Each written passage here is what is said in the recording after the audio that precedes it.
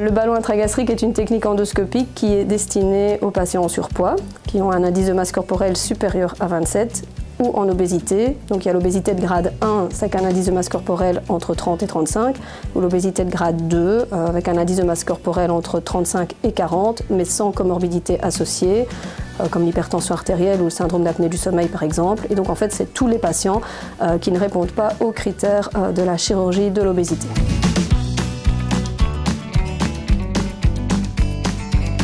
La pose du ballon intragastrique nécessite une anesthésie générale suivie d'une courte hospitalisation de 24 à 48 heures pour s'assurer de la bonne tolérance au ballon. Donc, le gastro-entérologue réalise une gastroscopie pour vérifier l'absence de lésions de l'œsophage ou de l'estomac, ce qui constituerait une contre-indication le plus souvent temporaire à la pose du ballon.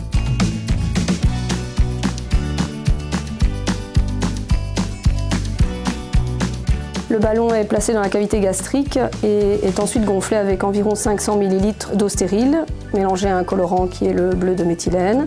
Le retrait du ballon s'effectue également sous anesthésie générale avec intubation endotrachéale pour protéger les voies aériennes et cette fois-ci en hospitalisation de jour.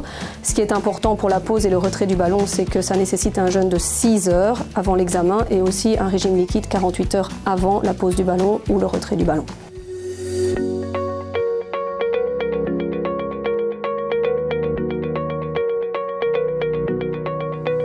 En post-opératoire immédiat, il y a des complications qui sont surtout des douleurs abdominales, des nausées, des vomissements et du reflux acide.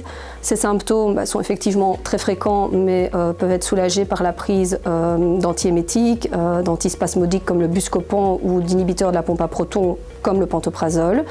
Ces symptômes, comme je l'ai dit, très fréquents, sont en général rentrés dans l'ordre en les quelques jours.